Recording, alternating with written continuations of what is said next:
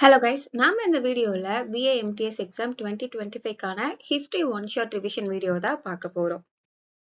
So இது வந்து நம்ம எப்படி கவர் பண்ணியிருக்கோம்னா, ப்ரீ இண்டிபெண்டன்ட் ஃபேஸ்ல இருந்து ஆரம்பிச்சு காந்தியன் ஃபேஸ் வரைக்கும் நடக்கிற இம்பார்ட்டன்ட் ஈவெண்ட்ஸ் எல்லாமே வந்து நம்ம கவர் பண்ணியிருக்கோம். ஓகேங்களா? நமக்கு தெரியும் ஈஸ்ட் இந்தியா கம்பெனி வந்து ஒரு ட்ரேடிங் கம்பெனியா உள்ள வந்து அதுக்கப்புறம் கொஞ்சம் கொஞ்சமா நம்மளோட அட்மினிஸ்ட்ரேஷன்ல இன்வால்வ் ஆகி ஸோ நம்ம இந்தியாவே ஒரு 200 இயர்ஸுக்கு வந்து ரூல் பண்ணிட்டு போவாங்க. அதுக்கு வந்து ஒரு மேசிவ் பாயிண்டா ஒண்ணு இருக்குல்ல, அது எதுன்ட்டு பாத்தீங்கன்னா இந்த பேட்டில் ஆஃப் பிளாசி அப்படின்ட்டு தான் சொல்லுவாங்க.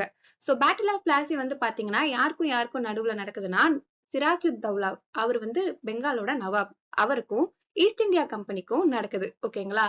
சோ 23 ஜூன் 1757 அப்ப என்ன நடக்குதுன்னா, சிராஜுத் தௌலா இருக்காங்கல்ல, அவங்க வந்து ஈஸ்ட் இந்தியா கம்பெனியால தோற்கடிக்கப்படுறாங்க. சோ ஈஸ்ட் இந்தியா கம்பெனி ட்ரூப்பை வந்து லீட் பண்ண ஜெனரல் யாருன்ட்டு பாத்தீங்கன்னா ராபர்ட் கிளைவ். ஓகேவா? சோ அவர் தான் அதுக்கப்புறம் என்ன ஆகுறாருன்னா கவர்னர் ஆஃப் பெங்காலா மாறுறாரு 1757ல இருந்து 60 வரைக்கும். சோ அந்த அட்மினிஸ்ட்ரேஷனை எடுத்துப்பாரு.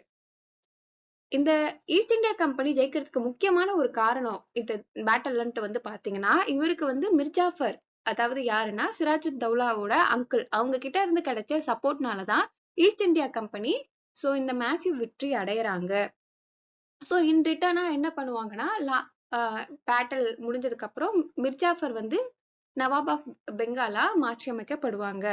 சோ கவர்னரா ராபர்ட் கிளைவ் இருப்பாரு. 1757ல இருந்து 60 வரைக்கும் ராபர்ட் கிளைவ் கவர்னரா ஆக்ட் பண்ணுவாரு. அதுக்கப்புறம் அவர் வந்து லண்டனுக்கு கூப்பிட்டுருவாங்க, லண்டனுக்கு போவாங்க. அந்த பீரியட்ல 60ல இருந்து 65 வரைக்கும் ஹென்றி வான்சிஸ்ட்ராட், ஓகேங்களா, ஹென்றி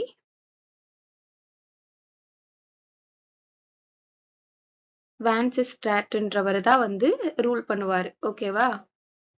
1760ல இருந்து 65 வரைக்கும். சோ அதுக்கப்புறம் வந்து பாத்தீங்கன்னா அவரு திருப்பி வருவாரு. 65ல இருந்து 67க்கு அப்புறம் ராபர்ட் கிளைவ் ரூல் இருக்கும். சோ இந்த பீரியட் ஆஃப் டைம்ல என்ன நடக்க ஆரம்பிக்குதுன்னா, ஈஸ்ட் இந்தியா கம்பெனில நிறைய கரப்ஷன் நடக்க ஆரம்பிக்குது. சோ இதெல்லாம் தெரிஞ்சுக்கிட்ட பிரிட்டிஷ் கவர்மெண்ட் என்ன பண்றாங்கன்னா, ரெகுலேட்டிங் ஆக்ட் அப்படின்ற வந்து 1773ல பாஸ் பண்றாங்க. ஓகேங்களா? So first act passed by British parliament எதுன்ட்டு வந்து பாத்தீங்கன்னா இந்த ரெகுலேட்டிங் ஆக்ட் ஆஃப் 1773. அப்ப கவர்னர் பெங்காலா இருந்த வாரன் ஹாஸ்டிங் வந்து கவர்னர் ஜெனரல் ஆஃப் பெங்காலா மாற்றப்படுறாரு. ஓகேங்களா? கவர்னரா இருக்கிறவங்க கவர்னர் ஜெனரல் ஆஃப் பெங்கால் அப்படின்ட்டு மாற்றப்படுறாங்க. சோ இந்த ஆக்ட் மூலயமா இவங்க வந்து ஈஸ்ட் இந்தியா கம்பெனியோட அஃபேர்ஸ கண்ட்ரோல் பண்ணி மேனேஜ் பண்ணி ரெகுலேட் பண்ணலாம் அப்படின்ட்டு பிரிட்டிஷ் பார்லிமெண்ட் முடிவு பண்றாங்க. So who is the first governor general of இந்தியான்ட்டு கேட்டாங்கன்னா, கவர்னர் ஜெனரல் ஆஃப் பெங்கால்னு கேட்டாங்கன்னா வாரன் ஹாஸ்டிங். 1773 டு 1785 பீரியட் வந்து வாரன் ஹாஸ்டிங் ரூல் பண்ற பீரியட். அதுவே ஃபர்ஸ்ட் கவர்னர் ஆஃப் பெங்கால்னு கேட்டாங்கன்னா ராபர்ட் கிளைவ். ஓகேங்களா? ஃபர்ஸ்ட் கவர்னர் யாரு? Robert Clive. கவர்னர் ஜெனரல் யாருன்ட்டு கேட்டாதான் Warren Hasting, governor general of Bengal. ஓகேங்களா? சோ சுப்ரீம் கோர்ட் எப்ப எஸ்டாப்ளிஷ் பண்றாங்கன்னா 1774ல கல்கட்டால எஸ்டாப்ளிஷ் பண்றாங்க. அந்த சுப்ரீம் கோர்ட்டுக்கு வந்து பாத்தீங்கன்னா ஒரு சீஃப் ஜஸ்டிஸும் 3 ஜட்ஜஸும் அப்பாயிண்ட் பண்றாங்க. சோ அந்த சீஃப் ஜஸ்டிஸ் பேர் என்னன்னா சர் எலிஜா இம்பே அப்படின்ட்டு சொல்லுவாங்க. ஓகேங்களா? சோ அடுத்தது கொண்டு வர இம்பார்ட்டன்ட் ஆக்ட் வந்து பாத்தீங்கன்னா பிட்ஸ் இந்தியா ஆக்ட் ஆஃப் 1784 அப்படின்ட்டு சொல்லுவாங்க. சோ ஈஸ்ட் இந்தியா கம்பெனிய வந்து என்ன சொல்ல ஆரம்பிச்சுட்டாங்கன்னா, அது வந்து பிரிட்டிஷ் பொசிஷன் ஆஃப் இந்தியா அப்படின்ட்டு பிரிட்டிஷ் பார்லிமெண்ட் சொல்ல ஆரம்பிச்சிருச்சு. சோ அதுக்குன்னு ஒரு கோர்ட் ஆஃப் டைரக்டர்ஸும் போர்ட் ஆஃப் கண்ட்ரோல்ஸும் எஸ்டாப்ளிஷ் பண்றாங்க. இதுக்கு ஏன் பிட்ஸ் இந்தியா ஆக்ட் ஆஃப் 1784 வந்துச்சுன்னா, அப்ப வந்து பிரிட்டிஷ் பிஎம்ஆ William Pitts, William Young Pitts அவர் தான் இருப்பாரு. சோ அதனால இது பிட்ஸ் இந்தியா ஆக்ட் அப்படின்ட்டு பெயர் கொண்டு வரப்பட்டது. ஓகேங்களா? அடுத்தது வந்து பாத்தீங்கன்னா சார்ட்டர் ஆக்ட் ஆஃப் 1793. சோ இந்த சார்ட்டர் வந்து பாத்தீங்கன்னா ராயல் சார்ட்டர் 1600ல குயின் எலிசபெத் பீரியட்ல போட்டிருப்பாங்க. சோ இந்த சார்ட்டர் வந்து ஒரு 20 வருஷத்துக்கு 20 வருஷம் என்ன பண்ணணும், ரிவைவ் பண்ணிக்கிட்டே இருக்கணும். சோ நம்ம பார்த்தோம் 1773ல ஒரு ஆக்ட் கொண்டு வராங்களா, ஒரு 20 வருஷத்துக்கு அப்புறம் 1793ல இது சார்ட்டர் ஆக்ட் ஆஃப் 1793ல சோ மோனோபோலியை திருப்பி ஒரு 20 வருஷத்துக்கு கண்டினியூ பண்றாங்க. இந்த கம்பெனி வந்து பிரிட்டிஷ் கவர்மெண்ட்டுக்கு 5 லட்சம் பே பண்ணணும் அப்படின்ட்டு மட்டும் போட்டுக்கிறாங்க. ஓகேங்களா? சோ அடுத்தது இன்னும் ஒரு 20 இயர்ஸ்க்கு அப்புறம் 1813ல என்ன நடக்குது, மோனோபோலியெல்லாம் எண்ட் பண்ணிட்டு ட்ரேட் வந்து எல்லா பிரிட்டிஷ் சிட்டிசனுக்கும் ஓபன் பண்ணிட்டு, பட் ஒரு சில ரெஸ்ட்ரிக்ஷன் வச்சிடுறாங்க. டீ ட்ரேட் பண்ணக்கூடாது, சைனா கூட ட்ரேட் பண்ணக்கூடாது, அது தவிர நீங்க எல்லாம் பண்ணிக்கலாம் அப்படின்ட்டு சார்ட்டர் ஆக்ட் ஆஃப் 1813 கொண்டு வராங்க. அடுத்தது முக்கியமா ஒரு டேர்னிங் பாயிண்டா வரதுதான் இந்த சார்ட்டர் ஆக்ட் ஆஃப் 1833 சொல்லலாம். ஓகேவா? ஸோ 1773க்கு அப்புறம் ஒரு டர்னிங் பாயிண்ட் எதுனா இந்த 1833 ஆக்ட். இங்க என்ன பண்ணுவாங்கன்னா, கவர்னர் ஜெனரல் ஆஃப் பெங்காலா இருந்தாங்கல்ல.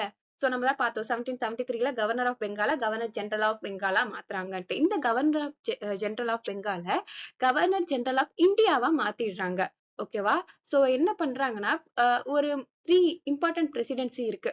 பெங்கால், பாம்பே, மெட்ராஸ். ஓகேங்களா? இந்த 3 பிரசிடென்ட்டுக்கும் தனித்தனி கவர்னர் அப்பாயிண்ட் பண்ணி தான் அவங்க ரூல் பண்ணிட்டு வந்தாங்க. பட் இந்த 1833 ஆக்ட் மூலமா என்ன பண்ணிட்டாங்க?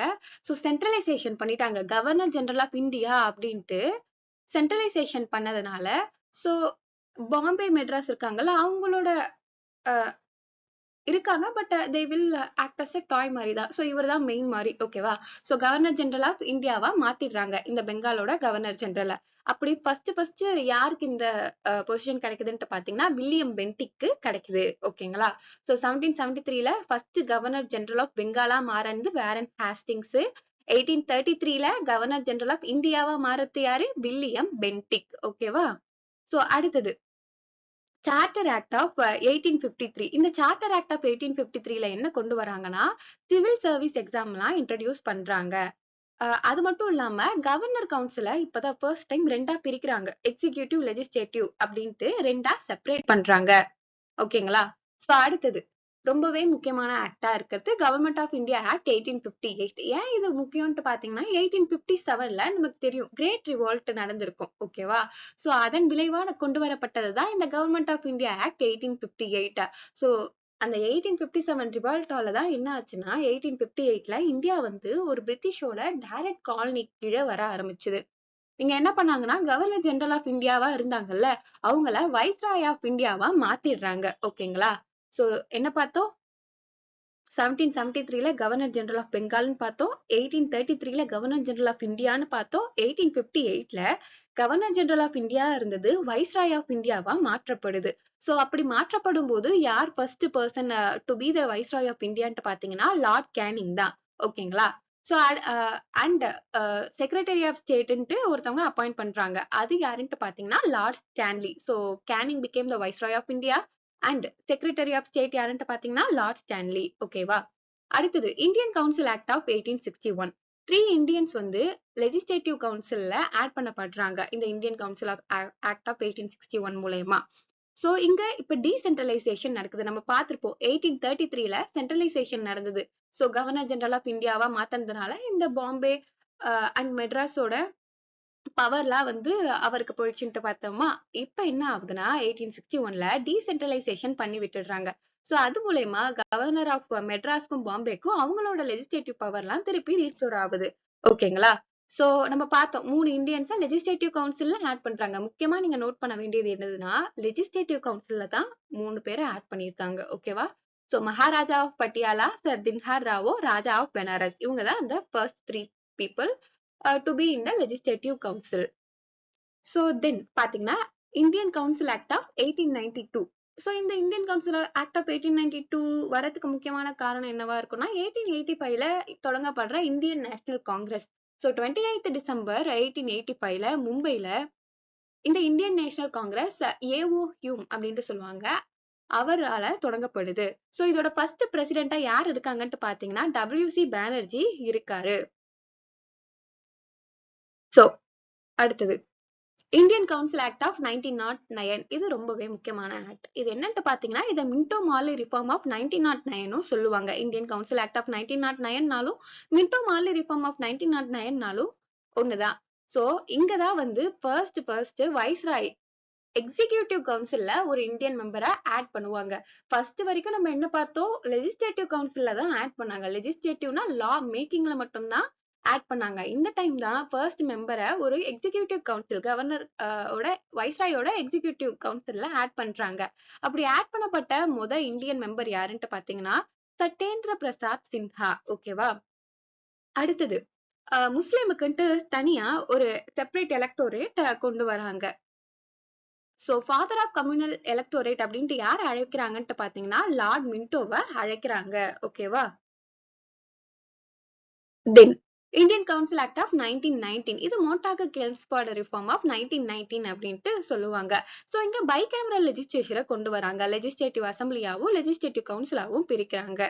அது மட்டும் இல்லாம நம்ம வைஸ்ராய் எக்ஸிகியூட்டிவ் கவுன்சில்ல ஃபர்ஸ்ட் போன இதுல வந்து ஒருத்தவங்கள ஆட் பண்ணாங்கன்னு பார்த்தோமா, இப்ப 3/6 மெம்பரை ஆட் பண்ணணும் அப்படின்ட்டு கொண்டு வராங்க.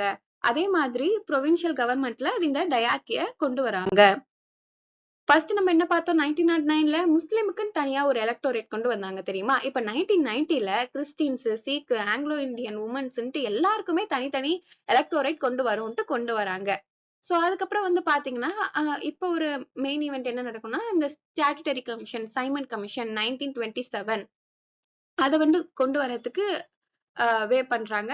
இது ஏன் வந்து ஒரு ஃபெயிலியரா போகும்னா, இந்தியனோட கான்ஸ்டிடியூஷன் மேக் பண்றது அது எல்லாமே ஆல் ஒயிட் மென் கமிஷனா இருந்ததுதான் இது ஃபெயிலியருக்கான ரீசனா இருக்கும். சோ தென் வந்து பாத்தீங்கன்னா பப்ளிக் சர்வீஸ் கமிஷன் எஸ்டாப்ளிஷ் பண்றாங்க.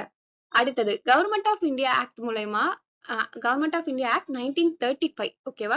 சோ ஆல் இந்தியா ஃபெடரேஷனை ப்ரொபோஸ் பண்றாங்க.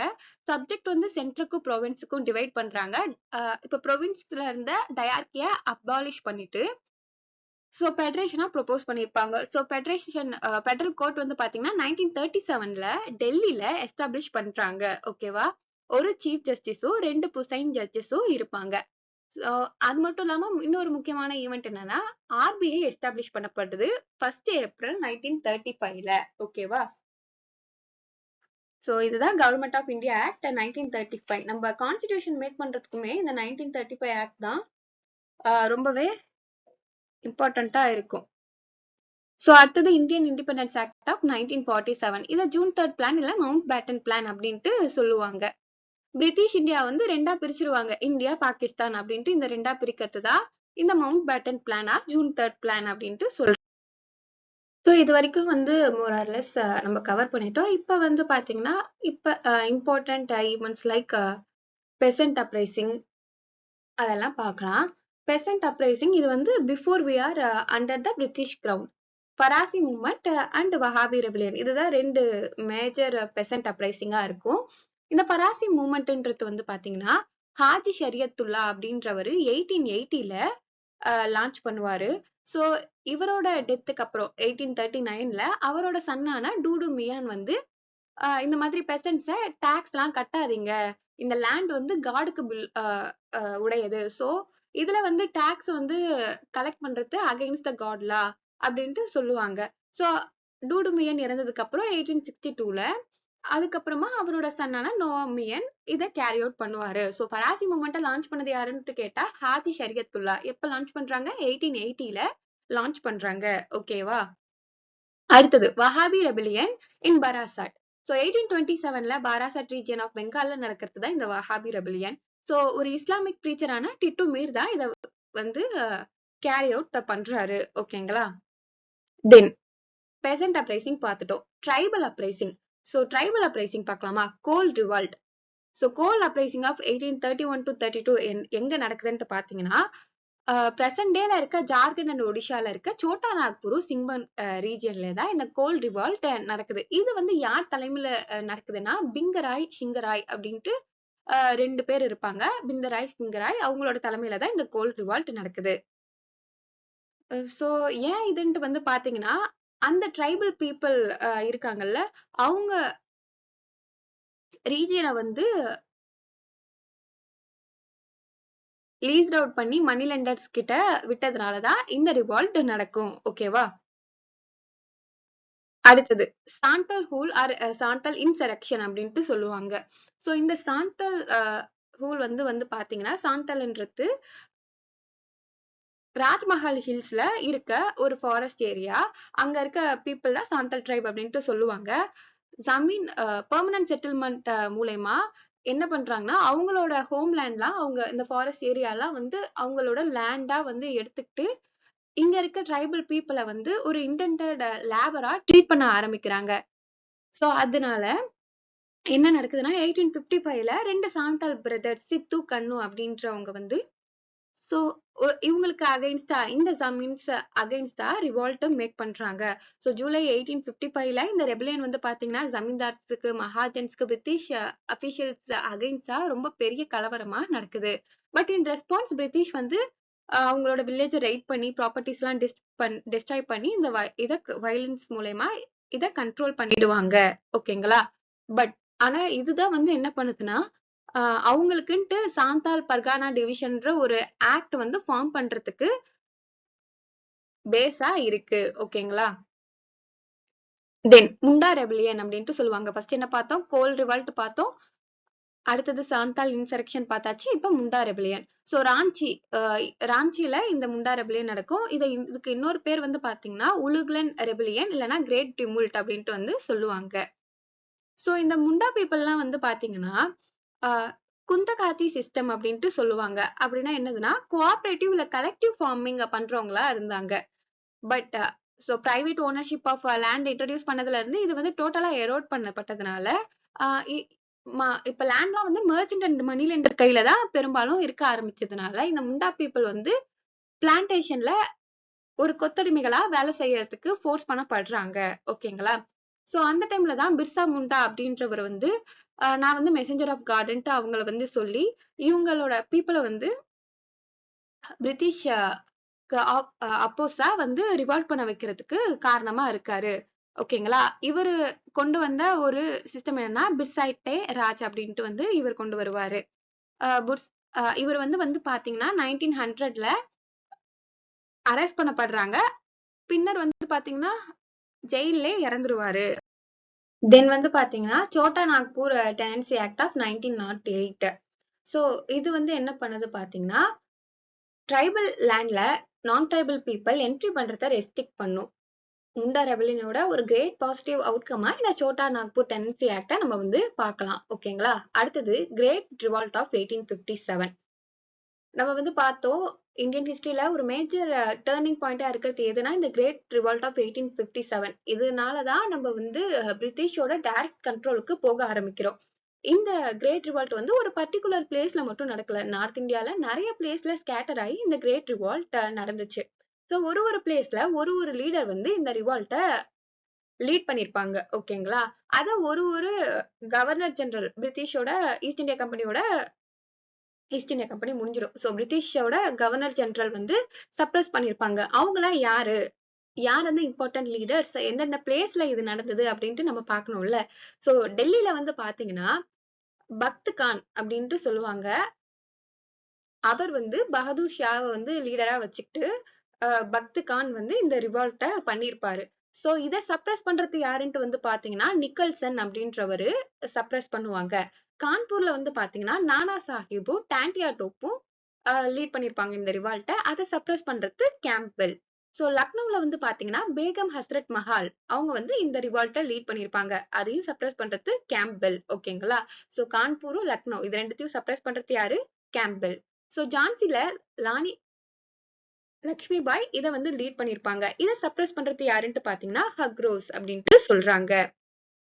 சோ பீகார்ல குன்வார் சிங், சாரி இது ஸ்பெல்லிங் மிஸ்டேக், குன்வார் சிங் வந்து லீட் பண்ணிருப்பாரு. அதை சப்ரஸ் பண்றது வின்சென்ட் ஐரி. சோ அலகாபாத்ல வந்து பாத்தீங்கன்னா லியாக்கட் அலின்ற வந்து லீட் பண்ணிருப்பாரு. அதை சப்ரஸ் பண்றது ஸ்மித் நீல். பரைலில கான் பகதூர்ன்ற ஒரு பர்சன் லீட் பண்ணுவாங்க. அதை சப்ரஸ் பண்றது கேம்பெல். கேம்பெல் வந்து 3 இடத்துல சப்ரஸ் பண்றாங்க. எது? கான்பூர், லக்னோ, பரைலி. ஓகேங்களா? சோ ஒரிசால வந்து பாத்தீங்கன்னா சுரேந்திர சாக்கி, உஜ்வால் சாக்கி வந்து லீட் பண்றாங்க. அவங்க வந்து தானாவே சரண்டர் ஆயிடுறாங்க. ஓகேங்களா? யாரும் இதை சப்ரஸ் பண்ணல. சோ இதுதான் great revolt 1857 leaders and suppressor by இருக்கு. உங்களுக்கு வந்து நான் பிபிடி வந்து டெலிகிராம் சேனல்ல இல்ல டிஸ்கிரிப்ஷன்ல கூட வைக்கிறேன், டவுன்லோட் பண்ணி பாருங்க. சோ இது வரைக்கும் நம்ம என்ன பார்த்தோம்? சில இம்பார்ட்டன்ட் அப்ரைசிங்ஸ் அண்ட் ரிவால்ட்ஸ் பார்த்தோமா? சோ பெசன்ட் ரைசிங்ஸ் வந்து நம்ம அப்ரைசிங் வந்து பிரிட்டிஷ் கிரவுனுக்கு முன்னாடி நம்ம பார்த்திருப்போம். இந்த ஃபராசி மூமெண்டா இருக்கட்டும், வஹாபி ரெபலியனா இருக்கட்டும். இப்ப வந்து அண்டர் த கிரவுன் வந்த பேரும் நமக்கு ஒரு சில ரிவால்ட் எல்லாம் நடக்குது. அதுல இம்பார்ட்டன்டான எதுன்ட்டு வந்து பாத்தீங்கன்னா இண்டிகோ ரிவால்ட் ஆஃப் 1859 அப்படின்ட்டு சொல்றாங்க. ஏன் இது நடக்குது அப்படின்ட்டு வந்து பாத்தீங்கன்னா first before introduction of artificial dye, indigo plant தான் வந்து டை பிளான்ட்டா யூஸ் பண்ணிட்டு இருந்தாங்க. ஸோ நம்ம தான் பார்த்தோம், பிரிட்டிஷ் வந்து ட்ரேடிங்ல வேர்ஸா இருக்கிறதுக்கு ரீசன் வந்து அவங்களோட ரா மெட்டீரியல்லாம் வந்து அவங்களோட காலனிஸ் மூலயமா அவங்க விளைய வச்சு அவங்க பண்ணதுதான். ஓகேங்களா? சோ நம்மளோட ஃபார்மர்ஸ் அவங்க என்ன பண்ணாங்க, இண்டிகோ பிளான்ட் கல்டிவேட் பண்றதுக்கு ரொம்பவே ஃபோர்ஸ் பண்ணப்பட்டாங்க. இப்ப என்ன நடக்குதுன்னா, பெங்கால்ல நாடியா டிஸ்ட்ரிக்ட்ல பெசன்ட் வந்து இதுக்கப்புறம் நாங்க எந்த இண்டிகோ பிளான்ட்டும் க்ரோ பண்ண மாட்டோம் அப்படின்ட்டு ஸ்ட்ரைக் பண்றாங்க. அந்த ரெபிலியன் தான் வந்து இண்டிகோ ரெவால்ட் ஆஃப் 1859 அப்படின்ட்டு சொல்றாங்க.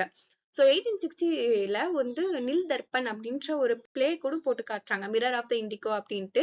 தீனா பந்து மித்ரா அப்படின்றவங்க இத வந்து இண்டிகோ ரிவால்ட் பத்தி சொல்றாங்க. ஓகேங்களா? தென் அடுத்தது, சோ ரைஸ் ஆஃப் நேஷனலிசம், நிறைய அசோசியேஷன் ஃபார்ம் ஆக ஆரம்பிக்குது. ஓகேங்களா? 1852ல வந்து பாத்தீங்கன்னா மெட்ராஸ் நேட்டிவ் அசோசியேஷன், நல்லா பாத்துக்கோங்க, மெட்ராஸ் நேட்டிவ் அசோசியேஷன்ன்றது வந்து கஜலு லட்சுமி நரசனால ஃபார்ம் பண்ணப்படுது. அடுத்தது ஈஸ்ட் இந்தியா அசோசியேஷன் 1866ல தாதாபாய் நவ்ரோஜியால லண்டன்ல ஃபார்ம் பண்ணப்படுது. ஓகேவா? So, Madras Native Association, Kajulu Lakshmi Narasu, 1852. East India Association, 1866ல Dadabhai நவ்ரோஜியால லண்டன்ல ஃபார்ம் பண்ணப்படுது. அடுத்தது மெட்ராஸ் மகாஜன சபா 1884ல அனந்தச்சார்லு வீர ராகவாச்சாரியர் சுப்பிரமணிய ஐயரால ஃபார்ம் பண்ணப்படுது.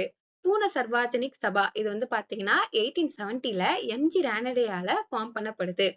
அடுத்தது பாம்பே பிரசிடென்சி அசோசியேஷன் 1885ல பெரோஷா மெக்தா, பத்ருதீன் தியாப்ஜி, காசிநாத் திரிம்பக் தெலாங் அவங்களால ஃபார்ம் பண்ணப்படுது. ஸோ முக்கியமான அசோசியேஷன். மெட்ராஸ் நேட்டிவ் அசோசியேஷன் யாரு? Gajulu Lakshmi Narasu. East India association யாரு? 1866ல தாதாபாய் நவ்ரோஜி. மெட்ராஸ் மகாஜன சபா 1884ல அனந்தச்சார்லு வீரராகவாச்சாரியர் சுப்பிரமணிய ஐயர். ஸோ பூர்ண சர்வாஜனிக் சபா 1870ல எம்ஜி ரானடே மூலயமா. பாம்பே பிரசிடென்சி அசோசியேஷன் 1885ல பெரோஷா மெக்தா, பத்ருதீன் தியாப்ஜி, காசிநாத் திரிம்பக் தெலாங்கால ஃபார்ம் பண்ணப்படுது. அடுத்தது சோ மேஜர் ஈவெண்ட் என்னன்ட்டு வந்து பாத்தீங்கன்னா பார்ட்டிஷன் ஆஃப் பெங்கால் சொல்லலாம். சோ லார்ட் கர்சன் பீரியட்ல கொண்டு வரப்பட்டதுதான் இந்த பார்ட்டிஷன் ஆஃப் பெங்கால். இது எப்ப நடக்குது? 1905ல நடக்குது. ஏன்னா வந்து சோ நிறைய நேஷனலிசம் பத்தி ஐடியா மக்களுக்கு தெரிய வர ஆரம்பிச்சிருச்சு.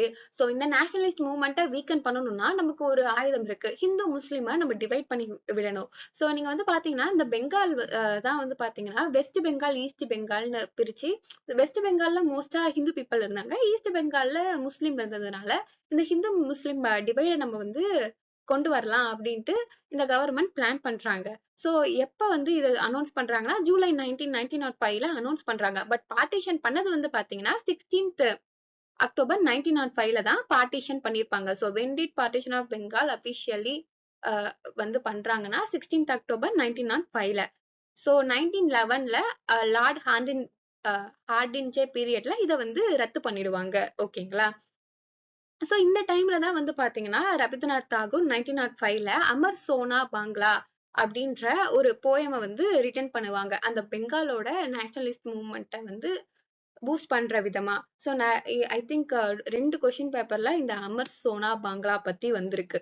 ஓகேங்களா? இது யார் எழுதுறாங்க பாத்தீங்கன்னா ரவீந்திரநாத் தாகூர். ஏன் ரீசன் வந்து பாத்தீங்கன்னா இந்த பார்ட்டிஷன் ஆஃப் பெங்கால் பீரியட்ல மக்களுக்கு எழுச்சி கொடுக்கணும்ட்டு தான் இவரு இந்த அமர் சோனா பங்களான்றத ரைட் பண்றாரு. சோ பங்களாதேஷ் இருக்குல்ல, அது இண்டிபெண்டன்ஸ்க்கு அப்புறம் சோ இந்த அமர் சோனா பாங்லா தான் வந்து அவங்களோட நேஷனல் ஆந்தமா அடாப்ட் பண்ணிக்கிறாங்க. ஓகேங்களா? தென் ஸ்வதேசி மூவ்மெண்ட்ல வந்து பாத்தீங்கன்னா 4 மேஜர் ட்ரெண்ட்ஸ் இருக்கு. இந்த பார்ட்டிஷன் ஆஃப் பெங்காலுக்கு அப்புறம் தான் இந்த ஸ்வதேசி மூவ்மெண்ட் வந்து ஒரு பூஸ்டப் ஆக ஆரம்பிக்குது. ஒரு 4 மேஜர் ட்ரெண்ட் கொண்டு வராங்க. என்னதுன்னா moderate trend, constructive Swadeshi, militant nationalism, revolutionary terrorism அப்படின்ட்டு கொண்டு வராங்க. சோ மிலிட்டன்ட் நேஷனலிசம் அப்படின்ட்டு வந்து பாத்தீங்கன்னா மிலிட்டன்ட் அப்படின்ட்டு ஐஎன்சி வந்து மாடரேட் எக்ஸ்ட்ரீமிஸ்ட் அப்படின்ட்டு 2ஆ பிரிய ஆரம்பிக்கும். ஓகேங்களா? அது வந்து மேஜரா 1907 சூரத் ஸ்பிளிட்ல தான் நமக்கு அதிகமா தெரியும். ஏன்னா இவங்க அப்போஸ் பண்ணுவாங்க, 2 பேரும் அப்போஸ் பண்ணிப்பாங்க. மாடரேட்னா காந்தியோட வேவை ஃபாலோ பண்ணி நம்ம வந்து நான் வயலன்ஸ் மூலயமா நம்ம ப்ரொடெஸ்ட் பண்ணுவோம் அப்படின்ட்டு இருக்கிறவங்க. மாடரேட்ஸ், மிலிட்டன்ட்ஸ் ஆர் எக்ஸ்ட்ரீமிஸ்ட்ஸ் அப்படின்ட்டு சொல்லுவாங்க. இல்ல இந்த மாதிரி நம்ம பெட்டிஷன் போட்டுட்டே இருந்தா இதெல்லாம் வேலைக்கு ஆகாது. நம்ம வந்து களத்துல இறங்குனாதான் நமக்கு இண்டிபெண்டன்ஸ் கிடைக்கும் அப்படின்ட்டு இருக்கிறவங்க தான் மாடரேட் எக்ஸ்ட்ரீமிஸ்ட்ஸ், மிலிட்டன்ட்ஸ் அப்படின்ட்டு வந்து சொல்லுவாங்க. இந்த மிலிட்டன்ட்ஸ்ல ஒரு முக்கியமான காம்போ இருக்காங்க. அவங்க யாருன்னா லால் பால் பால். ஓகேவா? லாலா லஜ்பத் ராய், பால் கங்காதர் திலக், பிபின் சந்திரபால் அப்படின்ட்டு சொல்லுவாங்க. இதுதான் லால் பால் பால் காம்போ அப்படின்ட்டு சொல்லுவாங்க. சோ பன்கிம் சந்திர சட்டர்ஜி தான் வந்து வந்தே மாதரம். சோ இத வந்து 1875ல எழுதுறாரு. இது வந்து ஒரு சான்ஸ்கிரிட் போயம். பட் ஆனா இது வந்து ஆனந்த் மாத் அப்படின்ற ஒரு பெங்காலி நாவல்ல தான் 1882ல பப்ளிஷ் ஆகும்.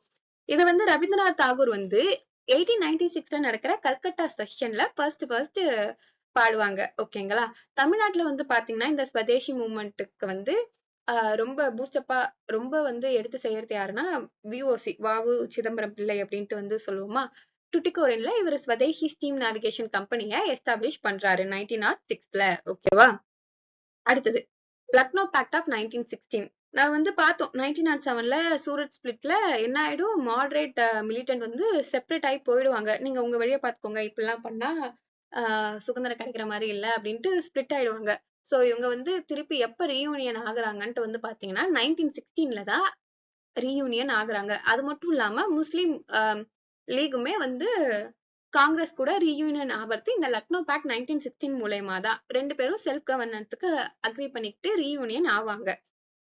இந்த 1907ல நம்ம சூரத் ஸ்பிளிட் நடக்கும்னு சொல்லுவோம் தெரியுமா? அப்ப ஐஎன்சியோட பிரசிடென்டா யார் இருப்பாங்கன்னா ராஜ் பெஹாரி கோஷ் தான் இருப்பாங்க. ஓகேங்களா? அடுத்தது ஹோம் ரூல் லீக் மூவ்மெண்ட் அப்படின்ட்டு கொண்டு வராங்க. 1916 டு 1918 வரைக்கும் தான் இந்த ஹோம் ரூல் லீக் மூவ்மெண்ட் இருக்குது. இது வந்து பாத்தீங்கன்னா கரெக்டா செகண்ட் வேர்ல்டு வார் பீரியட் 1914ல இருந்து ஃபர்ஸ்ட் வேர்ல்டு வார் பீரியட் 1914ல இருந்து 1918 வரைக்கும் ஃபர்ஸ்ட் வேர்ல்டு வார் நடக்கும்ல. அந்த பீரியட்ல உருவான ஒரு முக்கியமான மூமெண்ட் எதுனா இந்த ஹோம் ரூல் லீக் மூவ்மெண்ட் 1916ல இருந்து 18 வரைக்கும். சோ இது வந்து 2 பேர் இந்தியால நடத்துறாங்க. ஒண்ணு யாருன்னா திலக், ஏப்ரல் 1916ல அவர் தொடங்குவாரு. அடுத்தது யாருன்ட்டு பாத்தீங்கன்னா அன்னி பெசன்ட் செப்டம்பர் 1916ல தொடங்குவாங்க. சோ திலக் வந்து பாத்தீங்கன்னா 6 பிரான்ச்சஸ் தான் இருக்கும். அவரது ஃபர்ஸ்ட் வந்து பெல்கம் கர்நாடகா வச்சு ஹெட் குவார்டர்ஸ் தான் வச்சு இவர் வந்து இதை பண்ணுவாரு. பட் அன்னி பெசன்ட்டோட செப்டம்பர் 1916ல ஃபவுண்ட் பண்ணப்பட்ட இந்த ஹோம் ரூல் லீக் மூவ்மெண்ட் கிட்டத்தட்ட 200 பிரான்ச்சஸ் கொண்டதா இருந்தது. ஓகேங்களா? இவங்க 2 பேருமே மோரல்லஸ் 1918ல ஸ்டாப் பண்ணிடுவாங்க. ஏன்னா திலக்குக்கு வந்து ஒரு கேஸ் இருக்கும். அதனால அவர் லண்டனுக்கு வாதாட போயிடுவாரு. ஆனி பெசன்ட் ஏன் வந்து ஸ்டாப் பண்ணிருவாங்கன்னா அவங்களுக்கு வந்து மோட்டாக்கு கேம்ஸ்பாட் ரிஃபார்ம் ஓரளவுக்கு அக்செப்டபிளா இருந்ததுனால அவங்க இந்த மூவ்மெண்ட்டை வித்ரா பண்ணிப்பாங்க. ஓகேங்களா? அடுத்தது important acts. So permanent settlement, Ryotwari settlement, Mahalwari settlement. இது 3ம் தான் வந்து ரொம்பவே ஒரு மேஜர் பிரேக் த்ரூவா இருக்கும். ஏன்னா பெர்மனன்ட் செட்டில்மெண்ட் கொண்டு வரது யாருன்ட்டு பாத்தீங்கன்னா லார்ட் கார்ன்வாலிஸ் 1793ல கொண்டு வருவாங்க. இந்த பெர்மனன்ட் செட்டில்மெண்ட் தான் ஜமீன்தாரி செட்டில்மெண்ட் அப்படின்ட்டு வந்து சொல்லுவாங்க. இது மூலயமா வந்து லேண்ட்லாம் வந்து ஜமீன்தார் கண்ட்ரோல் கீழ வரும். ஜமீன்தார் வந்து அந்த பெசன்ட் கிட்ட இருந்து ரெண்ட வாங்கி கவர்மெண்ட்டுக்கு கொடுக்கணும் அப்படின்ற மாதிரி இருக்கும். ஸோ ரயட்வாரி சிஸ்டம் 1820ல தாமஸ் முன்ரோவால கொண்டு வரப்படுறது. அதுவும் அது மெட்ராஸ் பிரசிடென்சில தான் ஃபர்ஸ்ட் இம்ப்ளிமெண்ட் ஆகும். ஏன்னா அவர் கவர்னர் ஆஃப் மெட்ராஸா இருந்ததுனால. அடுத்தது மஹல்வாரி சிஸ்டம்ன்றது வந்து லார்ட் வில்லியம் பெட்டிக்கால 1833ல நார்த் வெஸ்ட் இந்தியால கொண்டு வரப்படுது. ஓகேங்களா? இங்க வந்து இந்த பெசன்ட்டோட பெசன்ட் கிட்ட வந்து மஹல்ஸ் மூலயமா ரெவன்யூ கலெக்ட் பண்ணுவாங்க. ஓகேங்களா? அடுத்தது வந்து பாத்தீங்கன்னா டுவெல் சிஸ்டம் ஆஃப் பெங்கால் வந்து ராபர்ட் கிளைவால கொண்டு வரப்படும். இந்த டுவெல் சிஸ்டம் மூலயமா அவங்க வந்து ரெவன்யூ கலெக்ஷனையும் ஜுடிஷியல் அண்ட் போலீஸ் பாலிட்டி அட்மினிஸ்ட்ரேஷனும் 2ஆ செப்பரேட் பண்ணுவாங்க. ஓகேங்களா? திவானி நிசாமட் அப்படின்ட்டு 2ஆ செப்பரேட் பண்றது தான் இந்த dual system of Bengal. More or less நம்ம வந்து ப்ரீ இண்டிபெண்டன்ட் பேஸ்ல இருந்து காந்தியன் பேஸ்க்கு ப்ரியார் வரைக்கும் எல்லாமே வந்து நம்ம பார்த்துருக்கிறோம். நெக்ஸ்ட் வீடியோல நம்ம காந்தியன் பேஸ்ல நடக்கிற இம்பார்ட்டன்ட் ஈவெண்ட்ஸ் எல்லாமே பார்ப்போம்.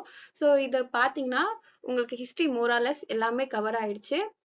அண்ட் காந்தியன் பேஸோட நம்ம வந்து வேர்ல்டு வார் 1 and 2 சேர்த்து பார்த்துக்கலாம். அவ்வளவுதான். இந்த ஒன் ஷார்ட் வீடியோ பார்த்தீங்கன்னா உங்களுக்கு கம்ப்ளீட் ரிவிஷன் கொடுத்த மாதிரி இருக்கும். இதே மாதிரி நம்ம ஜியோகிராஃபிக்கும் பார்க்கலாம். ஹோப் இந்த வீடியோ உங்களுக்கு யூஸ்ஃபுல்லா இருந்திருக்கும்னு நினைக்கிறேன். ஃபியூச்சர் வீடியோல நம்ம பார்க்கலாம்.